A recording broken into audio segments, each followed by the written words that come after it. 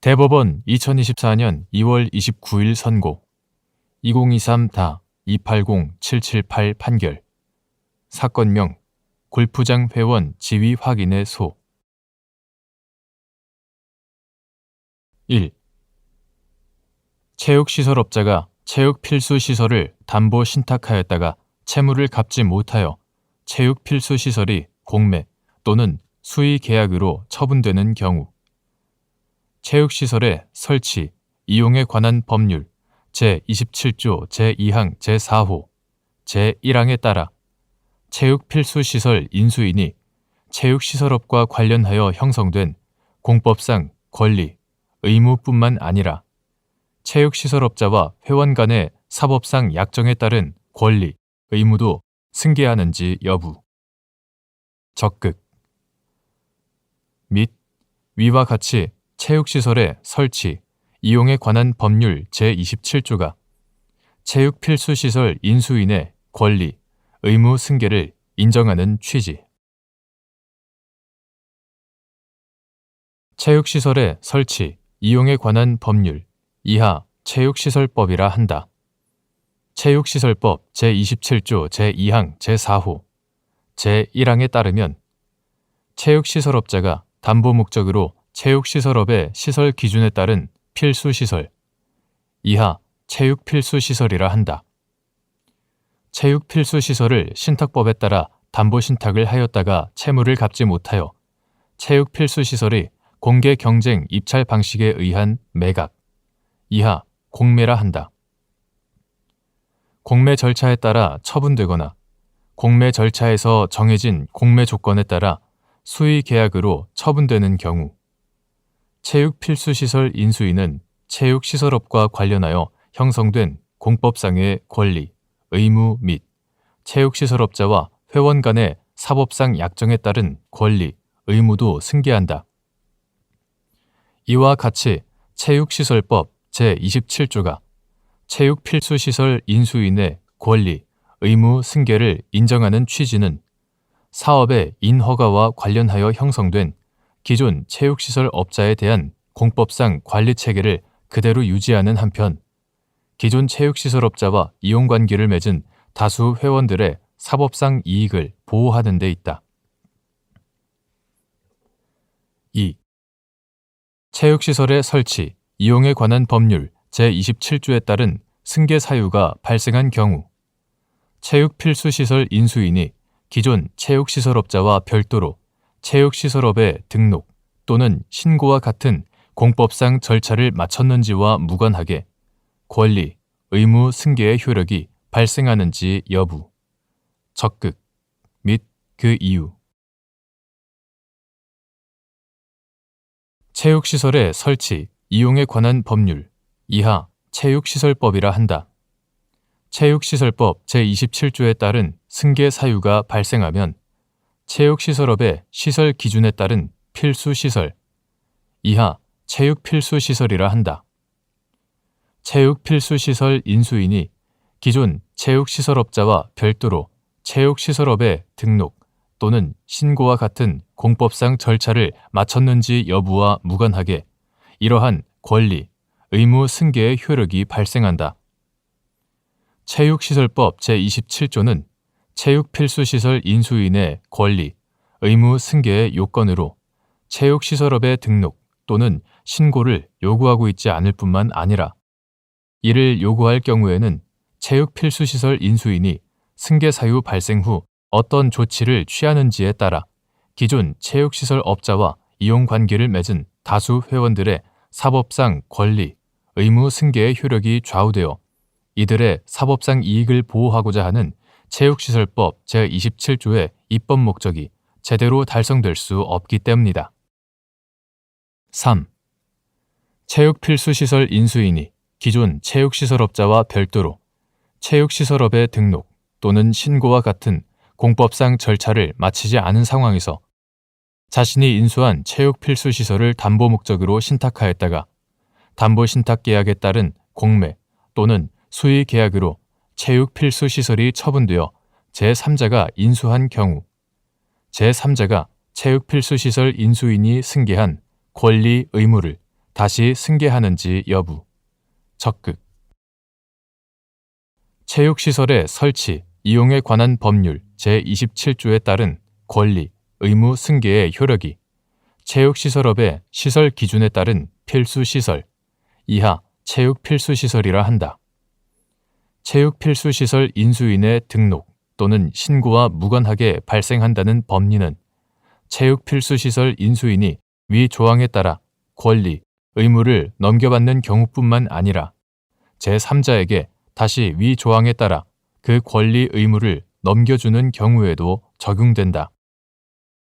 따라서 체육필수시설 인수인이 기존 체육시설업자와 별도로 체육시설업의 등록 또는 신고와 같은 공법상 절차를 마치지 않은 상황에서 자신이 인수한 체육필수시설을 담보 목적으로 신탁하였고 그 담보 신탁계약에서 정한 바에 따라 공매 또는 수의 계약으로 체육필수시설이 처분되어 제3자가 이를 인수한 경우 제3자는 체육필수시설 인수인이 승계한 권리, 의무를 다시 승계한다.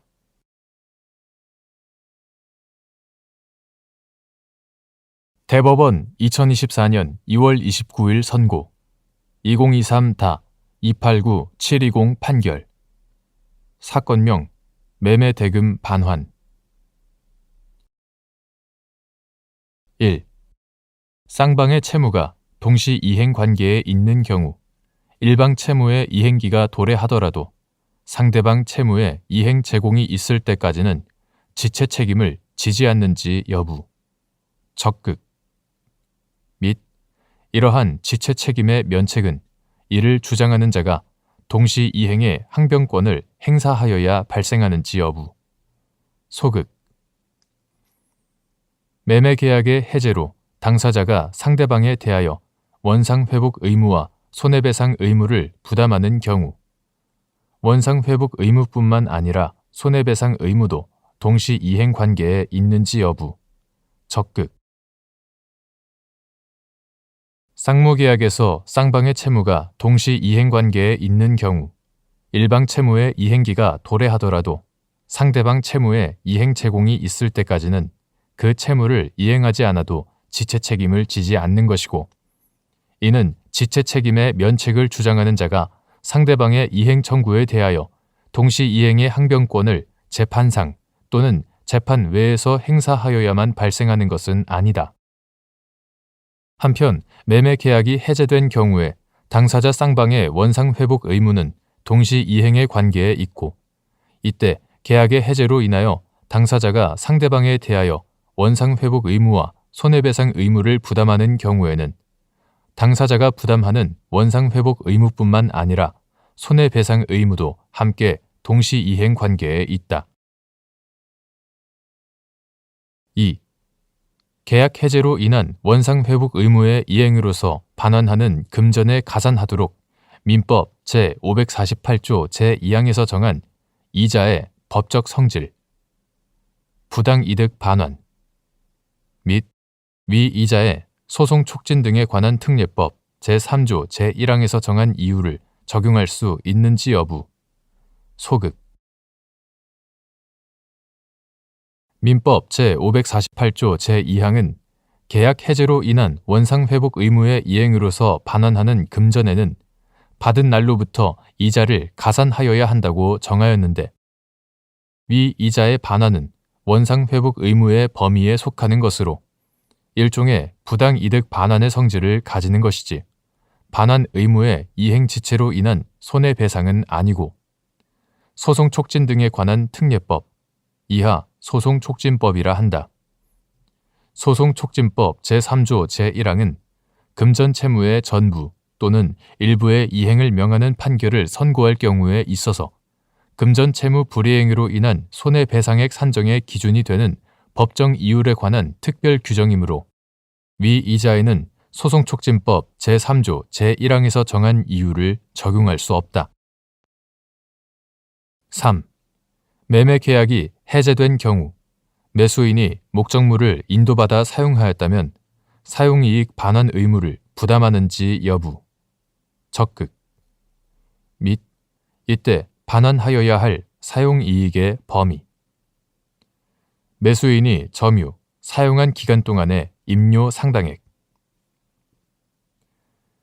매매 계약이 해제된 경우에 매수인이 목적물을 인도받아 사용하였다면 원상 회복으로서 목적물을 반환하는 외에 사용 이익을 반환할 의무를 부담하고, 이때 사용 이익의 반환 의무는 부당 이득 반환 의무에 해당하므로 특별한 사정이 없는 한 매수인이 점유, 사용한 기간, 당해, 재산으로부터 통상 수익할 수 있을 것으로 예상되는 이익, 즉 임료 상당액을 매수인이 반환하여야 할 사용 이익으로 보아야 한다.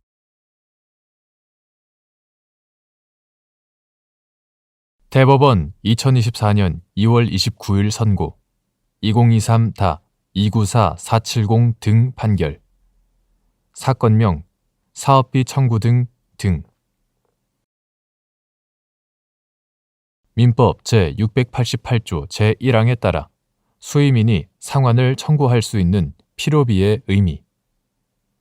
선량한 관리자의 주의를 가지고 수의민이 필요하다고 판단하여 지출한 비용.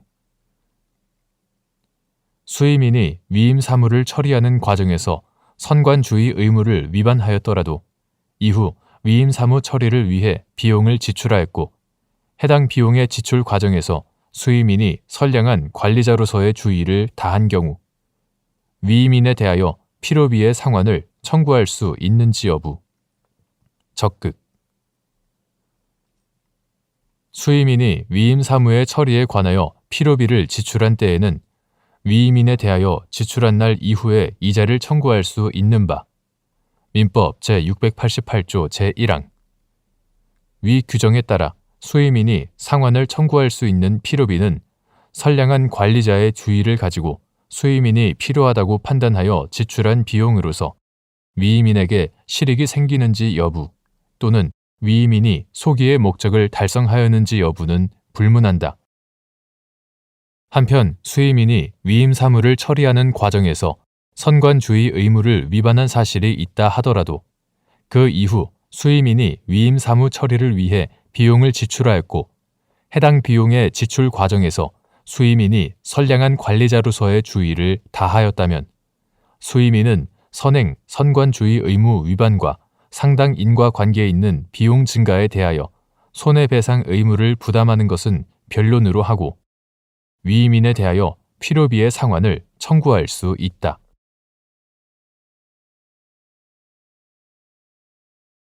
대법원 2024년 2월 29일 선고 2023-294791 판결.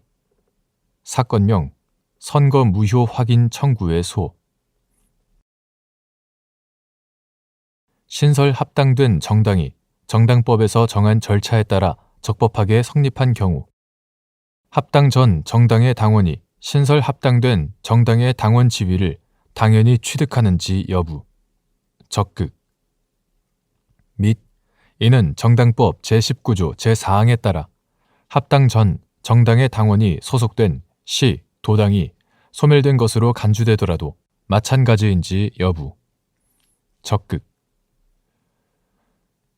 신설 합당된 정당이 정당법에서 정한 절차에 따라 적법하게 성립한 경우 합당 전 정당의 당원들은 정당법 제21조에서 정한 바대로 신설 합당된 정당의 당원 지위를 당연히 취득한다고 보아야 한다. 정당법 제19조 제4항에 따라 합당 전 정당의 당원들이 소속된 시, 도당이 소멸된 것으로 간주되더라도 달리 볼 것은 아니다. 그 이유는 다음과 같다. 첫째, 정당법 제19조, 제20조 제1항, 제21조의 내용 및 체계에 정당 사무관리 규칙 제12조에서 정한 신설 합당에 따른 시, 도당 사무의 처리 규정까지 더하여 보면 정당법 제19조 제3항 및 제4항은 신설 합당의 효력이 발생한 이후에 시, 도당 조직 개편에 관한 절차 규정에 불과할 뿐 신설 합당의 절차, 효력 또는 신설 합당의 효력 발생 시점에 관한 규정으로 보기는 어렵다. 부연하자면 합당은 결국 시, 도당까지 함께 개편되는 것을 전제로 하는 것이어서 합당 이후 당연히 조직 개편이 수반되어야 하는데 정당법 제19조 제3항 단서는 신설 합당 후 3월 기간 이내에 변경 등록 신청을 할 것을 요구하고 제19조 제4항은 이를 이행하지 않을 경우 특정 시점에 시 도당이 소멸된 것으로 간주함으로써 합당 후 변경 등록 신청을 하지 않은 시 도당의 처리에 관하여 규정한 것으로 봄이 타당하다는 것이다. 즉, 정당법 제19조 제4항의 규정을 두고 신설 합당의 성립에 따른 당원 지위의 당연 취득을 규정한 정당법 제21조의 효력 범위를 제한할 수 있는 규정으로까지 보기는 어렵다. 둘째, 중앙당과 시도당은 정당의 성립에 필요한 기관 내지 조직의 성격을 지닌 점 등을 고려하면 특별한 사정이 없는 한 기관 내지 조직의 변경이 정당의 당원 지위에 영향을 줄 수는 없다고 보인다. 정당법에 의하면 정당은 수도에 소재하는 중앙당과 특별시, 광역시, 도에 각각 소재하는 시도당으로 구성하고 제3조 적어도 5 이상의 시도당을 가져야 한다고 제17조 가져야 한다고 정하고 있다. 시도당이 없는 지역에서도 당원의 존재가 가능함을 이미 상정하고 있음을 감안할 필요가 있다. 셋째, 정당법 제21조는 헌법 제8조가 정한 국민의 정당 활동의 자유를 보장하려는 취지로 합당에 이르기까지 종전 당원의 지위를 유지하고 있는 당원의 의사를 존중하고 반영하여 합당 전 정당의 당원은 합당된 정당의 당원이 된다고 규정한 것으로 봄이 타당하다. 그런데 정당법 제19조 제4항에 따라 일부 시도당이 소멸된 것으로 간주되었으니 그 소속 당원의 경우에는 정당법 제21조가 적용되지 않는다고 본다면 합당이 이미 성립되어 합당된 정당의 당원이 된 사람의 의사에 반하여 정당을 탈퇴시키는 결과가 되어 부당하다.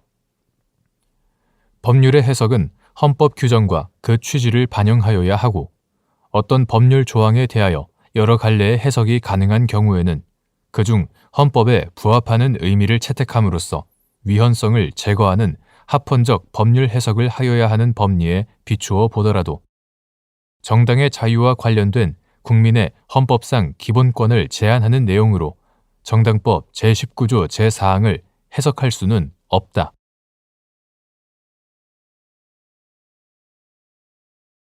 대법원 2024년 2월 29일 선고 2023다 295213 판결 사건명 수분양자 지위 확인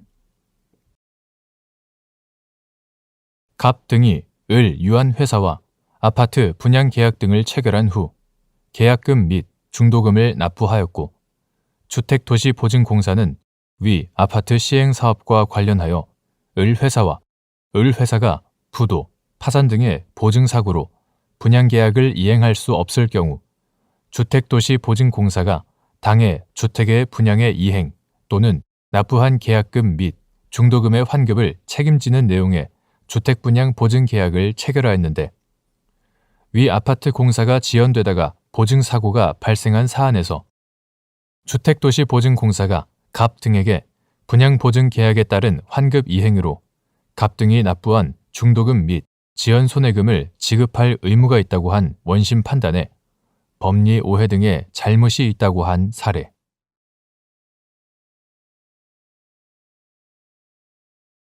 대법원 2024년 2월 29일 선고 2020-2-49355 판결 사건명 차별시정 재심 판정 취소 청구의 소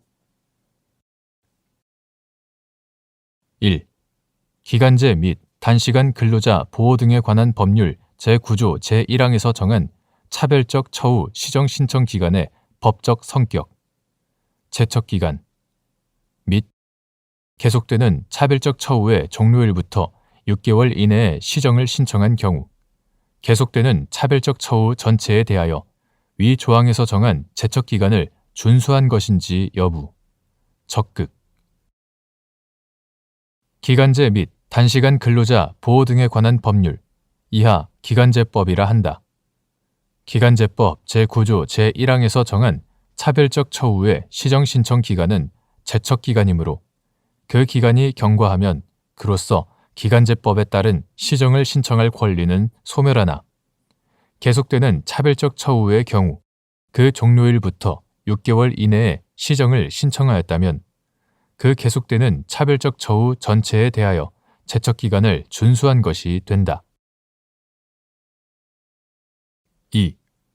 사용자가 연간 단위로 복지 포인트를 부여하는 맞춤형 복지 제도를 시행하는 경우 복지 포인트를 배정받지 못함으로 인하여 발생하는 맞춤형 복지비에 관한 차별적 처우는 해당 연도의 말일을 종료일로 하는 계속되는 차별적 처우에 해당하는지 여부. 적극. 사용자가 선택적 복지 제도로서 연간 단위로 복지 포인트를 부여하는 맞춤형 복지 제도를 시행하는 경우 근로자들에게 복지 포인트를 배정한 행위 자체로 금품의 지급이 이루어졌다고 볼 수 없고 근로자는 복지 포인트를 배정받은 후에 해당 연도 안에서는 어느 때라도 그 사용처에 맞는 지출을 하고 사용자로부터 이를 정산받음으로써 복지 포인트 상당의 맞춤형 복지비를 지급받는 이익을 얻게 된다. 이러한 복지 포인트 배정 행위의 성격 및 사용 절차 등에 비추어 보면 복지 포인트를 배정받지 못함으로 인하여 발생하는 차별 상태는 해당 연도 동안 계속된다고 보아야 하므로 복지 포인트의 배정일에 차별적 처우가 종료된다고 볼 수 없고 맞춤형 복지비에 관한 차별적 처우는 해당 연도의 말일을 종료일로 하는 계속되는 차별적 처우에 해당한다. 3.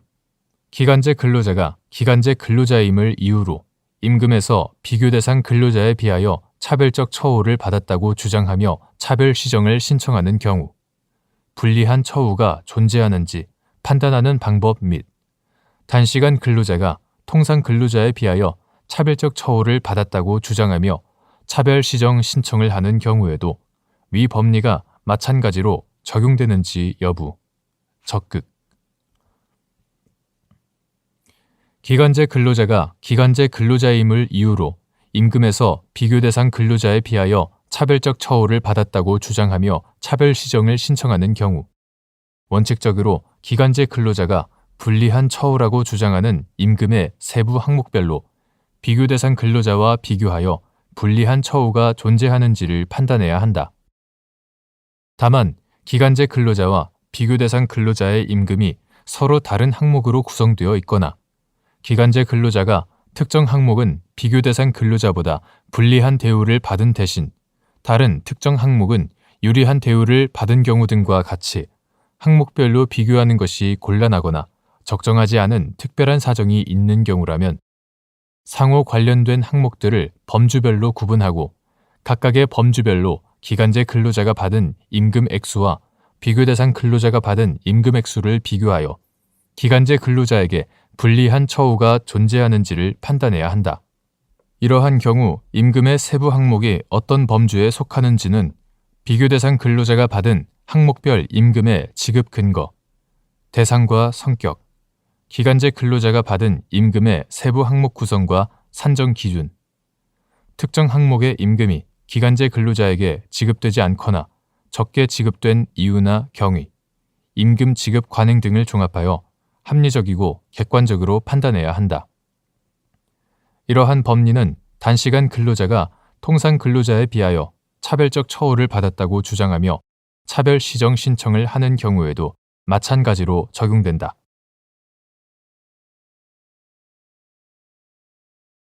대법원 2024년 2월 29일 선고 2020-2-54029 판결 사건명 사업 일부 정지 처분 취소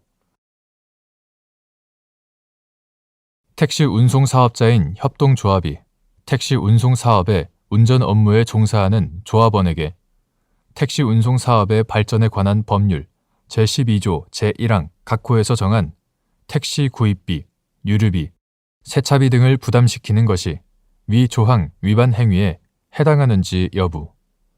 원칙적 적극. 택시 운송 사업의 발전에 관한 법률 이하 택시 발전법이라 한다. 택시 발전법 제12조 제1항은 택시 운송 사업자가 택시의 구입 및 운행에 드는 비용인 택시 구입비, 유류비 등을 택시 운수 종사자에게 부담시키지 않도록 규정하고 있다. 택시발전법 제12조 제1항의 취지는 택시 운수 종사자가 부당한 경제적 부담을 지지 않도록 함으로써 열악한 근무 여건에서 초래되는 과속운행, 난폭운전, 승차 거부 등을 미연에 방지하여 승객들이 보다 안전하게 대중교통을 이용할 수 있는 환경을 만들기 위한 것에 있다. 협동조합 기본법, 이하 협동조합법이라 한다. 협동조합법은 자주적, 자립적, 자치적인 협동조합 활동을 촉진하기 위한 목적 등으로 마련된 법률로 협동조합의 설립, 운영 등에 관한 기본적인 사항을 규정하고 있다. 제1조 협동조합은 재화 또는 용역의 구매, 생산 등을 협동으로 영위함으로써 조합원의 권익을 향상하기 위한 사업 조직이고 제2조 제1호 이는 협동조합의 설립 목적에 동의하고 그에 따른 의무를 다하고자 하는 조합원들로 구성된다. 제15조 제1항 제20조 협동조합법은 협동조합의 설립 목적 달성을 위하여 필요한 사업을 협동조합으로 하여금 자율적으로 정관으로 정하도록 하면서도 제45조 제1항 협동조합의 사업은 관계 법령에서 정하는 목적, 요건, 절차, 방법 등에 따라 적법하고 타당하게 시행되어야 한다고 규정하고 있다. 제45조 제2항 따라서 협동조합의 설립, 운영 등에 관한 기본적인 사항에 대하여 협동조합법에서 정하고 있는 것과는 별개로 협동조합이 목적 사업을 수행하는 과정에서 발생하는 협동조합과 조합원 사이의 법률 관계는 해당 목적 사업을 규율하는 관계 법령에서 정한 바에 의하여야 한다. 이와 같은 택시발전법, 협동조합법의 규정 내용에다가 택시발전법 제12조 제1항의 입법 취지 등을 종합하면 협동조합법에 따라 설립된 협동조합이 택시운송 사업 면허를 받아 택시운송 사업을 경영하는 경우 협동조합은 택시운송 사업자로서 택시발전법 등 관계 법령에서 정한 택시운송 사업자의 의무사항을 준수해야 한다. 그렇다면 택시운송 사업자인 협동조합이 택시운송 사업의 운전 업무에 종사하는 조합원에게 택시발전법 제12조 제1항 각 호에서 정한 택시 구입비, 유류비, 세차비 등을 부담시키는 것은 특별한 사정이 없는 한 택시발전법 제12조 제1항 위반 행위에 해당한다. 대법원 2024년 2월 29일 선고 2020도 9256 판결 사건명 약사법 위반 구 약사법 제61조 제1항 제2호에서 같은 법 제42조 제1항 등을 위반하여 수입된 의약품의 판매 등을 일반적으로 금지한 취지. 구 약사법 제61조 제1항 제2호에 따라 판매 등을 하여서는 안 될 의무를 부담하는 주체의 범위 및 판매 등의 금지 대상인 같은 법 제42조 제1항을 위반하여 수입된 의약품의 의미. 구 약사법 2018년 12월 11일 법률 제15891호로 개정되기 전의 것 이하 같다. 구 약사법은 첫째, 제93조 제1항 제10호에서 제61조를 위반한 자에 대하여 5년 이하의 징역 또는 5천만 원 이하의 벌금에 처하도록 정하고 둘째, 제61조 제1항 제2호 이하 금지 조항이라 한다. 금지 조항에서 누구든지 제42조 제1항 등을 위반하여 수입된 의약품을 판매하거나 판매할 목적으로 저장 또는 진열, 이하 판매 등이라 한다. 판매 등 하에서는 아니 된다고 규정하고 있으며 셋째, 제42조 제1항에서 의약품의 수입을 업으로 하려는 자는 총리령으로 정하는 바에 따라 식품의약품안전처장에게 수입업 신고를 하여야 하고 총리령으로 정하는 바에 따라 품목마다 식품의약품안전처장의 허가를 받거나 신고를 하여야 한다고 규정하고 있다. 금지 조항이 제42조 제1항 등을 위반하여 수입된 의약품의 판매 등을 일반적으로 금지한 것은 안전성과 유효성이 검증되지 아니한 해외 의약품의 국내 유통을 차단함으로써 건전한 유통 질서를 확립하고 감염병의 발생이나 오남용의 우려가 있는 의약품, 유통 과정 중 변질되거나 심각한 부작용 발생 위험이 있는 의약품의 사용을 규제함으로써 국민 신체의 안전 및 국민 보건의 향상을 기하는 데에 그 입법 취지가 있다. 금지 조항은 위와 같은 입법 취지에 따라 누구든지 제42조 제1항 등을 위반하여 수입된 의약품의 판매 등을 할 수 없도록 하여 금지 조항을 준수하여야 할 주체의 범위에 아무런 제한을 두고 있지 않다. 한편 형벌법규의 해석은 엄격하여야 하고 문헌의 가능한 의미를 벗어나 피고인에게 불리한 방향으로 해석하는 것은 죄형 법정주의의 내용인 확장 해석 금지에 따라 허용되지 않는다. 따라서 형벌 조항 중 범죄의 구성 요건에 해당하는 문헌의 의미를 합리적 이유 없이 고려하지 않고 해석함으로써 형벌의 적용 범위가 확장되는 것을 경계해야 한다. 이러한 원칙에 비추어 금지 조항의 문헌 및 구 약사법의 의약품 관련 규정 내용과 체계 등을 살펴보면 금지 조항에 따라 판매 등을 하여서는 안 될 의무를 부담하는 주체에는 아무런 제한이 없으나 그 대상인 제42조 제1항을 위반하여 수입된 의약품이란 제42조 제1항의 문헌 그대로 의약품의 수입을 업으로 하려는 자가 총리령으로 정하는 바에 따라 식품의약품안전처장에게 수입업 신고를 하지 않거나 품목마다 식품의약품안전처장의 허가를 받거나 신고를 하지 않은 의약품을 의미한다고 해석하는 것이 타당하다.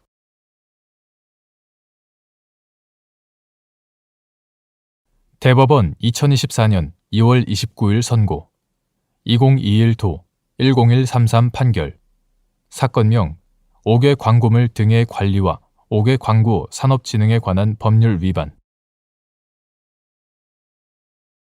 9. 5개 광고물 등의 관리와 5개 광고 산업진흥에 관한 법률 시행령 제3조 제13호에 교통수단 이용 광고물 중 교통수단 외부에 문자, 도형 등을 직접 도료로 표시하는 광고물에 광고 스티커와 같이 특수한 재질의 종이에 도료로 문자, 도형 등을 표현한 후 이를 교통수단에 표시, 부착하는 것도 포함되는지 여부. 적극. 9. 5개 광고물 등의 관리와 5개 광고산업진흥에 관한 법률 시행령 2021년 5월 4일 대통령령 제31664호로 개정되기 전의 것 이하 9. 5개 광고물법 시행령이라 한다. 9. 5개 광고물법 시행령 제3조 제13호에 교통수단 이용 광고물 중 교통수단 외부에 문자, 도형 등을 직접 도료로 표시하는 광고물에는 광고 스티커와 같이 특수한 재질의 종이에 도료로 문자, 도형 등을 표현한 후 이를 교통수단에 표시, 부착하는 것도 포함된다. 가.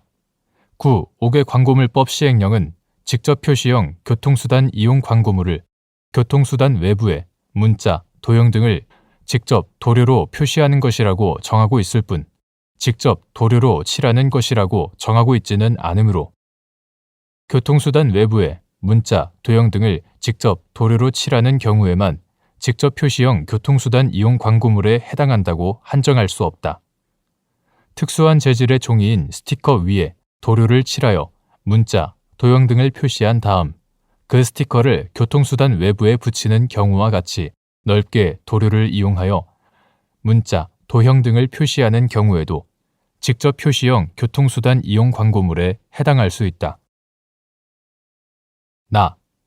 9. 5개 광고물 등의 관리와 5개 광고산업진흥에 관한 법률 2020년 12월 22일 법률 제17696호로 개정되기 전의 것 이하 9. 5개 광고물법이라 한다.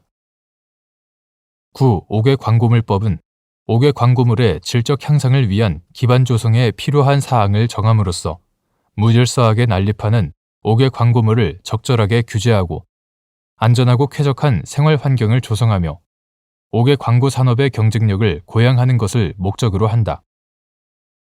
교통수단을 이용한 광고물이 도시 미관과 생활 환경에 미치는 영향을 고려할 때 교통수단을 이용한 스티커 형태의 광고물도 적절히 규제하는 것은 그 필요성이 인정되면 물론 구 5개 광고물법의 입법 목적에 부합한다.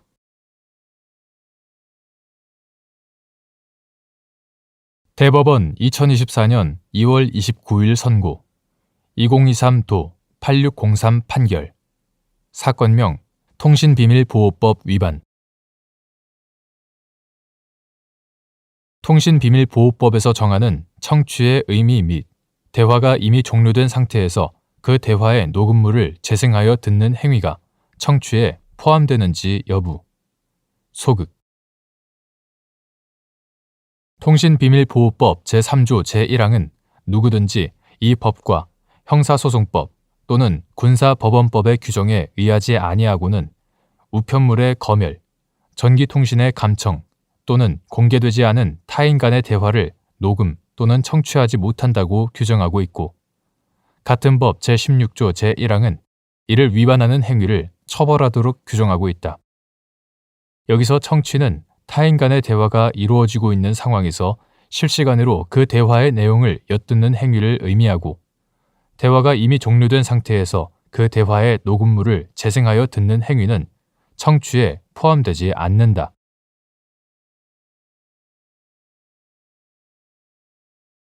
대법원 2024년 2월 29일 선고 2023도 16690 판결 사건명 사기 등 자동차관리법 제34조 제1항에서 정한 절차적 요건이 충족되지 않은 상태에서 자동차 튜닝을 한 사람은 누구라도 같은 법 제81조 제19호에 따라 처벌되는지 여부 적극 자동차 튜닝에 관한 자동차관리법의 규정 내용 및 체계 자동차관리법이 자동차 튜닝에 관하여 엄격한 승인 절차 그리고 튜닝 작업을 실제 담당할 자를 규정한 입법 취지 등을 감안하는 한편 벌칙조항인 자동차관리법 제81조 제19호가 그 위반의 주체에 관하여 아무런 제한을 두고 있지 않은 점에 주목하면 같은 법 제34조 제1항에서 정한 절차적 요건이 충족되지 않은 상태에서는 누구든지 자동차 튜닝을 할 수 없고 이를 위반하여 자동차 튜닝을 한 사람은 누구라도 위 벌칙조항에 따라 처벌된다고 보는 것이 타당하다.